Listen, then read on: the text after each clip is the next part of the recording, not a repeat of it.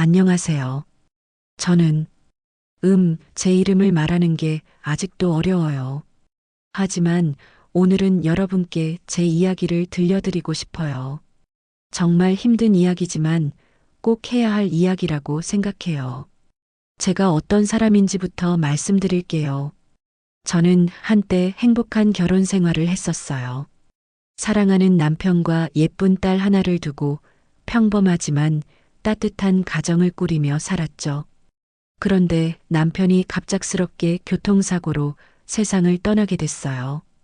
그때 제 딸은 겨우 10살이었어요. 남편을 잃은 슬픔, 그리고 혼자 아이를 키워야 한다는 부담감. 정말 힘든 시간이었어요. 매일 밤 혼자 울었던 기억이 나요. 딸아이 앞에서는 웃으려고 애썼지만 아이가 잠든 후에는 베개를 끌어안고 펑펑 울곤 했거든요. 그렇게 5년이 흘렀어요. 딸아이는 중학생이 되었고 저는 여전히 혼자였어요. 주변 사람들은 이제 재혼을 생각해 봐야 하는 거 아니야? 라고 말하곤 했지만 전 그럴 생각이 없었어요. 딸아이와 둘이 사는 것도 나름 괜찮다고 생각했거든요. 그런데 그때 한 사람이 제 삶에 나타났어요. 회사 동료의 소개로 만난 분이었는데 저보다 3살 어린 40대 초반의 남자였어요. 첫인상부터 너무 좋았어요. 차분하고 신사적이었고 무엇보다 제 딸에게도 친절했어요. 처음에는 그냥 친구로 지내려고 했어요. 하지만 그 사람이 정말 진심으로 저희 모녀를 대해주는 것 같았어요. 누나, 혼자 아이 키우시느라 얼마나 힘드셨어요. 이제는 제가 도와드릴게요. 그런 말을 들을 때마다 가슴이 따뜻해졌어요. 딸아이에게도 물어봤어요. 지연아, 엄마가 다시 결혼하면 어떨까? 딸은 처음엔 머뭇거리더니 엄마가 행복하면 나도 좋아라고 말했어요. 그 말을 듣고 저는 마음을 굳혔어요. 6개월 정도 사귄 후에 우리는 결혼을 결정했어요. 그 사람은 지연이를 내 친딸처럼 생각할게요. 우리 함께 행복한 가정을 만들어요라고 약속했어요. 저는 정말 행복했어요. 드디어 딸아이에게 아버지를 만들어줄 수 있게 됐다고 생각했거든요. 결혼식은 소박하게 치렀어요. 가까운 가족들과 친구들만 초대해서요. 그날 딸아이가 새아버지에게 아빠라고 부르는 걸 보면서 저는 정말 눈물이 났어요. 이제야 완전한 가족이 됐다는 생각이 들었거든요. 신혼 초기에는 정말 모든 게 완벽했어요. 남편은 딸아이에게 관심을 많이 보였고 학교 행사에도 빠지지 않고 참석했어요. 딸아이도 처음엔 서먹해하더니 점차 새아버지에게 마음을 열어가는 것 같았어요. 저는 정말 행복했어요. 남편을 잃고 5년간 느꼈던 외로움과 불안감이 모두 사라진 것 같았거든요. 내가 이렇게 다시 행복해져도 되는 건가? 라는 생각이 들 정도였어요. 하지만 시간이 지나면서 뭔가 이상한 기운을 느끼기 시작했어요. 딸아이가 예전만큼 밝지 않았어요. 중학교 3학년이 되면서 사춘기가 시작됐나 보다 하고 넘겼는데 뭔가 달랐어요. 딸아이는 집에 오면 곧장 방으로 들어가서 문을 잠그곤 했어요. 예전에는 학교 얘기도 많이 하고 친구들 이야기도 재미있게 해줬는데 어느 순간부터는 대화 자체를 피하려고 했어요. 지연아, 오늘 학교에서 뭐 했어? 하고 물어봐도 그냥 별거 없어요라고만 대답했어요. 식사 시간에도 말이 없었고 밥도 제대로 안 먹었어요. 남편에게 말했어요. 지연이가 요즘 좀 이상한 것 같아요. 너무 조용하고 말도 안 해요. 그랬더니 남편은 사춘기인데 당연하지 않나요? 원래 그 나이 때는 그런 거 아니에요? 라고 하더라고요. 맞는 말이라고 생각했어요. 제가 너무 예민하게 생각하는 건가 싶어서 딸아이에게 자연스럽게 다가가려고 노력했어요. 하지만 딸은 점점 더 저와도 거리를 두려고 했어요. 특히 남편이 있는 자리에서는 더욱 말이 없었어요. 가족이 함께 TV를 볼 때도 딸아이는 늘 제일 구석자리에 앉아서 화면만 쳐다봤어요. 남편이 지연아, 아빠 옆에 와서 앉아라고 해도 여기가 편해요라고 하면서 자리를 옮기지 않았어요. 그런 모습들이 조금씩 쌓이면서 저는 불안해지기 시작했어요. 혹시 딸이 새아버지를 받아들이지 못하는 건 아닐까? 아니면 제가 재혼한 것을 원망하는 건 아닐까? 어느 날 밤 딸아이 방에 들어가서 진지하게 대화를 나눠봤어요. 지연아, 엄마한테 할 말 없어? 요즘 너무 말이 없어서 걱정이야. 그랬더니 딸은 잠시 망설이더니 엄마, 그냥 피곤해서 그래요. 고3 되면서 공부가 너무 힘들어요라고 했어요. 고등학교 3학년 수능을 앞두고 있으니 당연히 힘들겠다 싶었어요. 그래서 저는 그래, 힘들겠다. 그래도 엄마한테는 힘든 얘기라도 해. 혼자 끙끙 앓지 말고라고 했어요. 딸아이는 고개를 끄덕였지만 뭔가 더 하고 싶은 말이 있는 것 같았어요. 하지만 끝내 말하지 않았어요. 지금 생각해보면 그때 제가 더 끈질기게 물어봤어야 했는데 정말 후회가 돼요. 남편은 여전히 딸아이에게 관심을 보였어요. 오히려 전보다 더 신경을 많이 쓰는 것 같았어요. 학원 픽업도 자주 해줬고 늦은 시간에 공부하는 딸을 위해 야식도 만들어줬어요. 당신 정말 지연이를 친딸처럼 생각하는구나 라고 말하면 남편은 당연하죠. 이제 진짜 내 딸인데요 라고 대답했어요.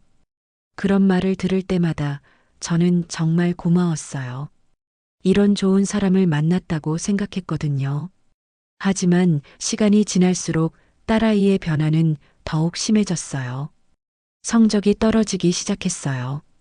예전에는 상위권이었는데 갑자기 중하위권으로 떨어졌어요. 담임 선생님이 학부모 상담을 요청하셨어요. 상담을 받으러 갔더니 선생님이 걱정스러운 표정으로 말씀하시더라고요. 지연이가 요즘 수업 시간에 집중을 못해요. 멍하니 있을 때가 많고 친구들과도 잘 어울리지 않아요. 혹시 집에서 무슨 문제라도 있나요? 저는 당황했어요. 재혼을 해서 아이가 적응하느라 좀 힘들어하는 것 같아요 라고 대답했더니 선생님이 그렇다면 좀 더 시간이 필요할 수도 있겠네요. 하지만 너무 걱정되니까 상담 선생님과도 한번 상담받아 보시는 게 어떨까요? 라고 하시더라고요. 집에 와서 딸아이와 다시 대화를 시도했어요. 지연아, 선생님이 내가 요즘 힘들어한다고 하시던데 정말 괜찮은 거야? 딸은 여전히 괜찮아요. 그냥 좀 피곤할 뿐이에요 라고만 했어요. 그런데 그날 밤 딸아이가 악몽을 꾸는 걸 봤어요. 새벽에 화장실에 갔다가 딸아이 방 앞을 지나가는데 안에서 싫어, 하지 마라고 중얼거리는 소리가 들렸어요. 급하게 방에 들어가서 깨웠더니 딸아이는 식은땀을 흘리며 깨어났어요. 지연아, 무슨 꿈 꿨어? 하고 물으니까 딸은 기억 안 나요라고 하면서 고개를 돌렸어요. 하지만 그 표정이 너무 무서워 보였어요. 그때부터 정말 이상하다는 생각이 들었어요. 단순한 사춘기나 재혼 적응 문제가 아닌 것 같았어요. 뭔가 더 심각한 문제가 있는 것 같았거든요. 남편에게도 말했어요. 지연이가 요즘 너무 이상해요. 악몽도 자주 꾸고 학교에서도 문제가 있다고 하네요. 그랬더니 남편은 그래요? 제가 한번 지연이랑 진지하게 얘기해 볼게요라고 했어요. 그런데 이상한 건 남편이 그런 제안을 할 때 표정이 좀 어색했어요. 뭔가 부자연스러웠다고 할까요? 하지만 그때는 그냥 딸아이를 걱정하는 마음 때문이라고 생각했어요. 며칠 후 남편이 딸아이와 대화를 나눴다고 하더라고요. 뭐라고 하던가요? 하고 물어보니까 별거 없다고 하네요. 그냥 공부 스트레스 때문이라고 해요. 좀 더 지켜보조라고 했어요. 하지만 상황은 나아지지 않았어요. 오히려 더 심해졌어요. 딸아이는 밥을 거의 안 먹기 시작했어요. 배 안 고파요. 다이어트 하는 거예요 라고 했지만 원래 마른 편인 딸이 다이어트를 할 이유가 없었거든요. 그리고 외출도 거의 안 했어요. 친구들이 놀자고 해도 공부해야 해서라고 핑계를 대고 안 나갔어요. 예전에는 친구들과 시간 보내는 걸 정말 좋아했는데 완전히 달라진 거예요. 어느 날은 목욕탕에서 딸아이가 샤워하는 소리가 들렸는데 갑자기 훌쩍훌쩍 우는 소리가 들렸어요. 문을 두드리며 지연아, 괜찮아? 라고 물었더니 괜찮아요. 그냥 샴푸가 눈에 들어가서라고 하더라고요. 하지만 그 우는 소리는 샴푸 때문이 아니었어요. 너무 절망적이고 슬픈 소리였거든요. 제 마음도 같이 아팠어요. 그런 일들이 계속 이어지면서 저는 정말 심각하게 걱정하기 시작했어요. 혹시 딸아이가 우울증이나 다른 정신적인 문제가 있는 건 아닐까? 병원에라도 데려가야 하나 싶었어요. 그런데 어느 날 딸아이가 갑자기 속이 안 좋다고 하면서 구토를 했어요. 처음에는 감기 몸살인가 했는데 며칠 계속 그런 증상이 있어서 병원에 데려갔어요. 병원에서 검사를 받는데 의사 선생님이 혹시 모르니까 몇 가지 검사를 더 해보자고 하시더라고요. 그때는 별 생각 없이 네, 그래 주세요라고 했어요. 검사 결과가 나오기까지 며칠 기다려야 했어요. 그동안 딸아이 상태는 더욱 나빠졌어요. 거의 말을 하지 않았고 밥도 거의 안 먹었어요. 학교도 자주 빠지기 시작했어요.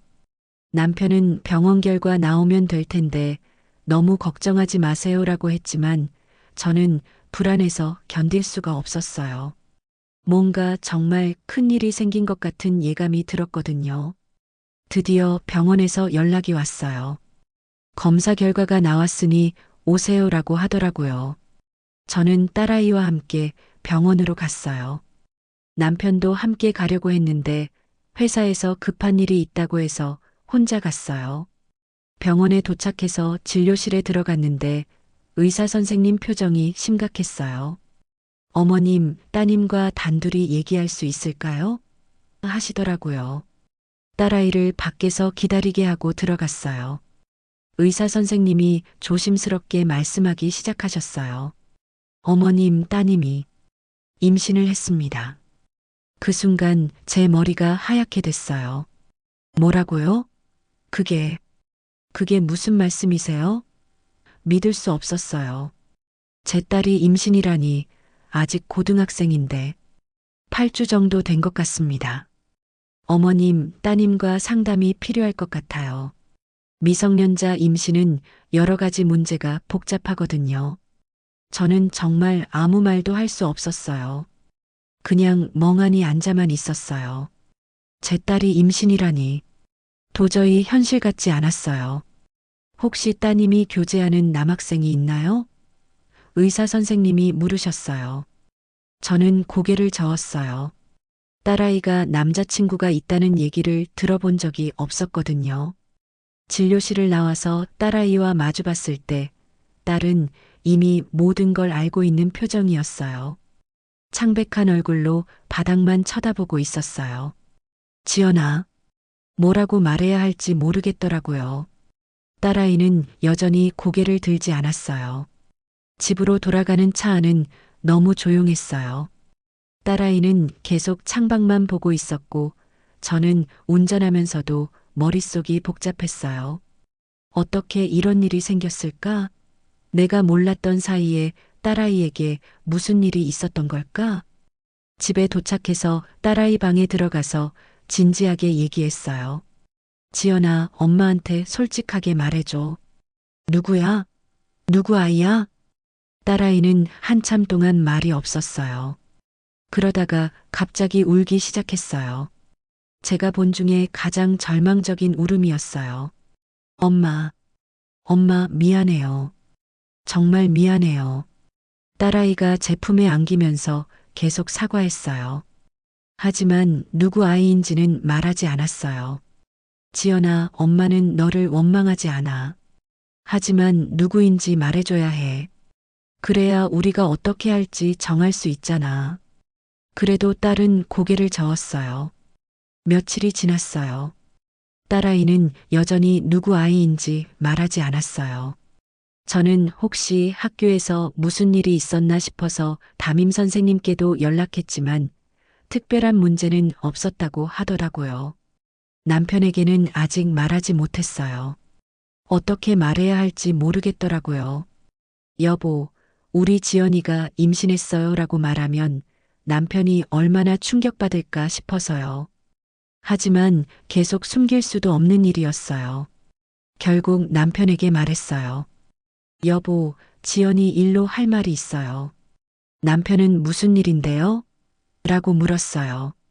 저는 한참 망설이다가 지연이가 임신을 했어요 라고 말했어요.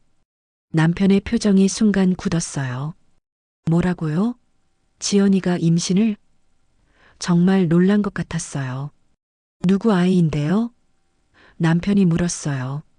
그게 지연이가 말을 안 해요. 아무리 물어봐도 대답을 안 해요. 남편은 잠시 생각하더니 제가 한번 지연이와 얘기해 볼게요. 아무래도 엄마한테는 말하기 어려울 수도 있잖아요 라고 했어요. 그날 밤 남편이 딸아이 방에 들어가서 한참 동안 얘기했어요. 저는 거실에서 기다렸는데 대화 소리는 들리지 않았어요. 1시간 정도 후에 남편이 나왔어요. 어떻게 됐어요? 하고 물어봤더니 남편이 심각한 표정으로 말했어요. 지연이가 학교에서 선배한테 강제로 당했다고 해요. 뭐요? 저는 깜짝 놀랐어요. 강제로? 네, 그런데 무서워서 아무한테도 말 못했다고 해요. 학교에서 신고하면 소문날까봐 두렵다고 하네요. 그 말을 들으니까 딸아이가 왜 그렇게 힘들어했는지 이해가 됐어요. 성폭행을 당했다면 얼마나 무서웠을까요? 그럼 우리가 어떻게 해야 해요? 제가 물었어요. 일단 아이는 지울 수밖에 없을 것 같고 학교에는 신중하게 접근해야 할 것 같아요. 지연이가 더 상처받지 않도록요. 남편의 말이 맞는 것 같았어요. 딸아이를 더 힘들게 할 수는 없잖아요. 그런데 이상한 게 그 이후로 남편이 딸아이를 대하는 태도가 좀 달라졌어요. 예전보다 더 조심스럽게 대했다고 할까요? 그리고 딸아이도 남편 앞에서 더욱 위축돼 보였어요. 며칠 후 딸아이와 둘이 있을 때 다시 물어봤어요. 지연아, 정말 학교 선배가 그런 짓을 한 거야? 딸아이는 잠시 망설이더니 고개를 끄덕였어요. 하지만 뭔가 확신이 서지 않는 표정이었어요. 누구야? 몇 학년이고 이름이 뭐야? 더 자세히 물어봤더니 딸아이가 엄마 제발 더 이상 묻지 마세요. 너무 힘들어요라고 하면서 울었어요. 그래서 더 이상 묻지 못했어요. 딸아이가 그렇게 힘들어하는데 어떻게 계속 물어볼 수 있겠어요? 수술 날짜를 잡았어요. 딸아이와 상담하고 의사 선생님과도 상의해서 가장 안전한 방법으로 하기로 했어요. 남편도 함께 병원에 갔어요. 수술이 끝나고 회복실에 있는 딸아이를 보니까 너무 안쓰럽더라고요. 아직 어린 나이에 이런 일을 겪어야 하다니. 지연아, 괜찮아. 이제 다 끝났어. 엄마가 지켜줄게. 그렇게 말했지만 딸아이는 여전히 우울해 보였어요. 집으로 돌아온 후에도 딸아이 상태는 좋아지지 않았어요. 오히려 더 나빠진 것 같았어요. 거의 방에서만 지내고 학교도 계속 빠졌어요. 심리 상담을 받게 했어요. 트라우마 치료를 전문으로 하는 선생님께 부탁했어요. 처음 몇 번은 딸아이가 가기 싫어했지만 억지로라도 데려갔어요. 상담 선생님이 말씀하시기를 아이가 굉장히 심한 트라우마를 겪은 것 같다. 시간이 많이 필요할 것 같다고 하시더라고요. 그런데 어느 날 상담 선생님이 저를 따로 불러서 말씀하시는 거예요. 어머님, 지연이가 하는 말 중에 좀 이상한 부분이 있어요. 어떤 부분이요? 학교 선배라고 했는데 구체적인 상황을 물어보면 답변이 일정하지 않아요. 그리고 가해자에 대한 묘사도 계속 바뀌고요. 그게 무슨 뜻이에요? 혹시 다른 사람일 가능성도 있어요. 가까운 사람일수록 말하기 어려워하거든요. 그 말을 듣고 저는 깜짝 놀랐어요. 다른 사람? 그럼 학교 선배가 아니라는 뜻인가요? 집에 돌아와서 딸아이와 다시 얘기해 봤어요. 지연아, 상담 선생님이 그러는데 내가 한 말들이 좀 일치하지 않는다고 해. 정말 학교 선배가 맞아? 딸아이는 그 말을 듣자마자 얼굴이 하얘졌어요. 그리고 갑자기 떨기 시작했어요. 지연아, 괜찮아. 엄마한테는 정말 솔직하게 말해줘. 누구야? 딸아이가 한참 동안 울더니 떨리는 목소리로 말했어요. 엄마, 엄마, 정말 말하면 믿어줄 거예요? 당연하지. 엄마가 왜 안 믿겠어? 딸아이가 제 눈을 똑바로 쳐다보면서 말했어요. 엄마, 아빠가, 새아빠가 그랬어요. 그 순간 제 머릿속이 완전히 하얗게 됐어요. 뭐라고요? 새아빠가? 제 남편이? 뭐라고? 지연아, 그게 무슨 말이야? 엄마가 출장 갔을 때, 늦게 들어왔을 때, 계속 그랬어요. 처음에는 그냥 안아주기만 했는데 점점 딸아이가 말을 잇지 못하고 울었어요. 저는 정말 믿을 수 없었어요. 제 남편이, 그 착하고 다정했던 남편이 제 딸에게, 지연아, 정말이야? 확실한 거야? 엄마, 처음에는 저도 싫다고 했어요. 근데 계속 이건 사랑이야. 가족 간의 사랑이야. 엄마한테 말하면 엄마가 슬퍼할 거야 라고 했어요. 제 가슴이 무너져 내렸어요. 그동안 제가 얼마나 바보였는지. 딸아이가 그렇게 힘들어했는데 저는 전혀 눈치채지 못했어요. 언제부터였어? 작년부터요. 처음에는 정말 조금씩이었는데 점점 더. 그리고 몇 달 전부터는 거의 매일. 매일? 제가 모르는 사이에 제 남편이 제 딸을 매일? 왜 진작 말하지 않았어? 무서웠어요. 그리고 엄마가 행복해 보였어요. 제가 말하면 엄마가 또 혼자가 될 것 같아서 딸아이가 저를 걱정해서 참고 있었다는 말에 더욱 가슴이 아팠어요. 어린 나이에 그런 끔찍한 일을 당하면서도 저를 위해서 지연아, 미안해. 정말 미안해. 엄마가 몰랐어. 엄마가 바보였어. 그날 밤 남편이 집에 돌아왔을 때 저는 아무 말도 하지 않았어요. 일단 증거를 찾아야겠다는 생각이 들었어요. 딸아이 말만으로는, 아니, 딸아이를 의심하는 게 아니라 남편이 발뺌할 것 같았거든요. 며칠 동안 남편을 지켜봤어요. 정말 평소와 다르지 않았어요. 딸아이에게도 여전히 다정하게 대했어요. 아니, 오히려 더 신경 쓰는 것 같았어요. 지연아, 컨디션 괜찮아? 얼굴이 안 좋아 보이네. 이런 식으로 걱정하는 척 했어요. 딸아이는 고개만 끄덕이고 피하려고 했어요. 그런 모습을 보면서 더욱 확신이 들었어요. 딸아이가 거짓말할 이유가 없어요. 그리고 그동안의 모든 행동들이 설명이 됐어요. 남편의 핸드폰을 확인해야겠다고 생각했어요. 혹시 딸아이와 주고받은 메시지나 사진이 있을지도 모르거든요. 기회가 왔어요. 남편이 샤워하는 동안 핸드폰을 확인했어요. 처음에는 아무것도 없는 것 같았는데 숨긴 폴더를 발견했어요. 그 안에는 정말 끔찍한 것들이 있었어요. 제 딸을 찍은 사진들, 그리고 딸아이가 울면서 거부하는 음성 메시지들. 싫어요. 제발 그만해요. 아빠, 이건 아니에요. 엄마한테 말할 거예요. 그런 딸아이의 목소리에 남편이 답한 음성도 있었어요. 조용히 해. 엄마가 들으면 어떡하게. 이건 우리만의 비밀이야. 넌 이제 내 진짜 딸이야. 아빠가 사랑해주는 거야. 정말 역겨웠어요. 구역질이 났어요. 어떻게 이런 사람과 2년이나 같이 살았을까요? 그 순간 샤워실에서 물소리가 멈췄어요. 남편이 나오고 있었어요. 저는 급하게 핸드폰을 원래 자리에 놓고 거실로 나왔어요. 남편이 나와서 여보, 뭐 하고 있어요? 라고 물었어요. 저는 최대한 평소처럼 TV 보고 있어라고 대답했어요. 하지만 속으로는 분노가 치밀어 올랐어요. 어떻게 그렇게 태연하게 나와서 저에게 말을 걸 수 있을까요? 그날 밤 잠들기 전에 남편이 제 어깨를 만지려고 했어요. 저는 반사적으로 몸을 피했어요. 왜 그래요? 몸이 안 좋아요? 응, 좀 피곤해서. 남편은 그래요? 그럼 푹 쉬세요라고 하면서 등을 돌렸어요. 저는 그 넓은 등을 보면서 정말 역겨웠어요. 다음 날 딸아이와 단둘이 있을 때 말했어요.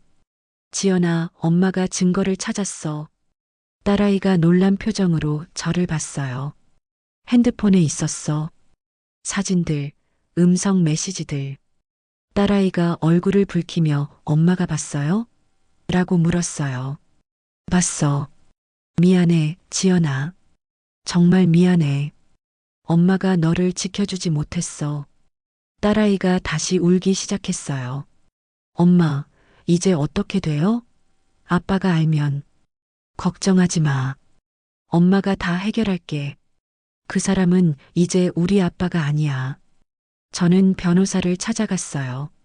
성폭력 전문 변호사를 수소문해서 상담받았어요. 증거가 확실하다면 고소할 수 있습니다.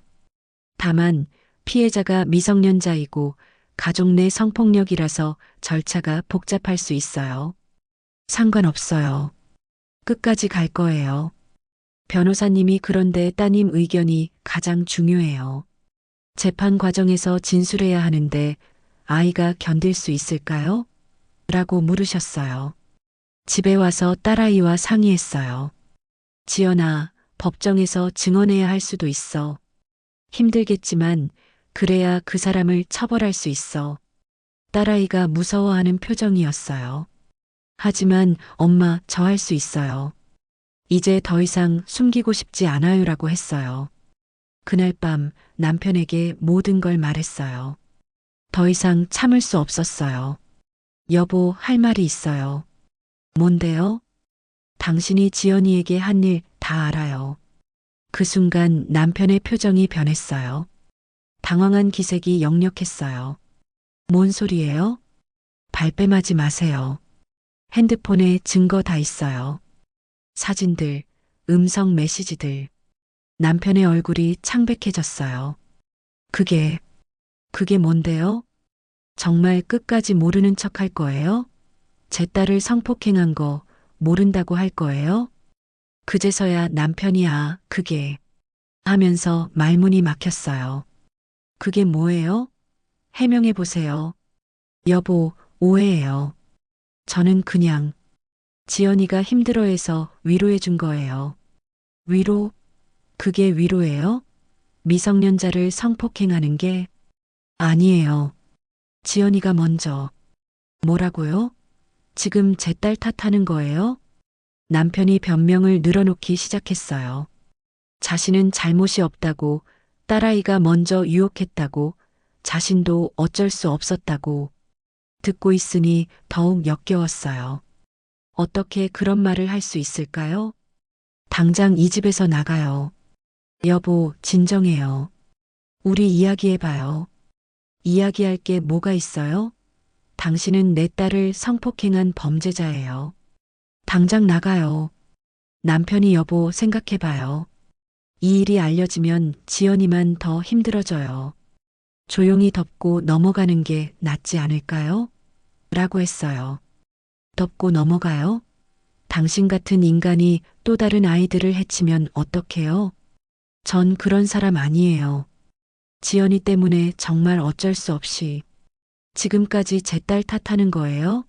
정말 인간이 아니네요. 그날 밤 남편은 집에서 나갔어요. 하지만 계속 전화를 걸어왔어요. 여보, 다시 생각해봐요. 우리 가족이 깨지면 안 되잖아요. 저는 전화를 받지 않았어요. 이미 우리 가족은 그 사람이 깨뜨린 거예요. 며칠 후 정식으로 고소장을 접수했어요. 남편은 성폭력 혐의로 경찰서에 조사를 받게 됐어요. 처음 조사 때 남편은 여전히 발뺌했어요. 하지만 증거들이 너무 확실했어요. 핸드폰의 사진들, 음성 메시지들, 그리고 딸아이의 진술까지. 변호사님이 이 정도면 유죄 판결 받을 가능성이 높다고 하셨어요. 하지만 재판 과정은 정말 힘들었어요. 딸아이가 법정에서 진술할 때는 정말 마음이 아팠어요. 어린 나이에 그런 끔찍한 경험을 다시 말해야 하다니. 남편 측 변호사는 딸아이가 거짓말하고 있다고 주장했어요. 피고인을 모함하기 위해 꾸며낸 이야기라고 했어요. 그럴 때마다 저는 분노가 치밀었어요. 어떻게 피해자인 아이를 그렇게 몰아세울 수 있을까요? 하지만 딸아이는 정말 용감했어요. 떨리는 목소리로도 끝까지 진실을 말했어요. 저는 거짓말하지 않았어요. 정말 무서웠고 싫었어요. 하지만 엄마가 슬퍼할까봐 참았어요. 딸아이의 그 말을 들으면서 법정에 있던 사람들 모두 숙연해졌어요. 결국 판결이 났어요. 남편은 유죄 판결을 받았어요. 징역 5년형이었어요. 판결문을 들으면서 저는 정말 울었어요. 기쁨의 눈물이었어요. 드디어 정의가 구현된 거였어요. 남편은 마지막까지 억울하다고 했어요. 하지만 더 이상 들어줄 필요 없었어요. 판결 후에 기자들이 몰려왔어요. 하지만 저는 딸아이를 지키는 게 먼저라고 생각해서 인터뷰는 거절했어요. 대신 한 가지는 확실히 말했어요. 제 딸은 용감한 아이예요. 그리고 모든 피해자들이 용기를 내서 목소리를 냈으면 좋겠어요. 지금은 딸아이와 둘이서 새롭게 시작하고 있어요. 물론 쉽지 않아요. 딸아이는 여전히 상담 치료를 받고 있고 저도 심리적으로 많이 힘들어요. 하지만 후회하지 않아요. 제가 용기를 내지 않았다면 딸아이는 계속 고통받았을 테니까요. 그리고 무엇보다 딸아이가 예전보다 밝아졌어요. 엄마, 이제 정말 자유로운 기분이에요라고 말할 때 저는 정말 다행이라는 생각이 들었어요. 요즘 딸아이는 심리학을 공부하고 싶다고 해요. 저처럼 힘든 아이들을 도와주고 싶어요라고 하더라고요. 정말 자랑스러운 딸이에요. 물론 아직도 힘든 순간들이 있어요. 가끔 딸아이가 악몽을 꿀 때, 그리고 사람들의 시선이 부담스러울 때. 하지만 우리는 이겨냈어요. 그리고 앞으로도 이겨낼 거예요. 제가 이 이야기를 하는 이유는 다른 피해자들에게 용기를 주고 싶어서예요. 혹시 지금 비슷한 상황에 있는 분이 계시다면 혼자 견디지 마세요. 특히 아이들한테 말하고 싶어요. 어른이 나쁜 짓을 해도 그게 아이 잘못이 아니에요. 용기를 내서 도움을 요청하세요. 그리고 부모들에게도 말하고 싶어요. 아이의 작은 변화라도 놓치지 마세요. 아이가 힘들어하면 끝까지 들어주세요. 때로는 가장 가까운 사람이 가해자일 수도 있어요. 저도 처음에는 믿지 못했어요. 제 남편이 그런 사람일 거라고는 상상도 못했거든요. 하지만 현실을 받아들이고 행동하는 게 중요해요. 법적인 절차도 두려워하지 마세요. 물론 쉽지 않아요. 하지만 혼자가 아니에요. 도와주는 사람들이 있어요. 변호사도 있고 상담사도 있고 무엇보다 진실은 반드시 밝혀져요. 제 딸처럼 용감한 아이들이 더 많았으면 좋겠어요. 그리고 저처럼 아이를 믿고 지켜주는 부모들이 더 많았으면 좋겠어요. 세상에는 나쁜 사람들도 있지만 선량한 사람들이 더 많아요. 그리고 정의는 반드시 승리해요. 시간이 걸릴 수도 있지만 포기하지 않으면 반드시 이길 수 있어요. 지금도 어딘가에서 혼자 고통받고 있는 아이들이 있을 거예요. 그 아이들에게 말해주고 싶어요. 너는 혼자가 아니야. 너를 도와줄 어른들이 있어. 용기를 내봐.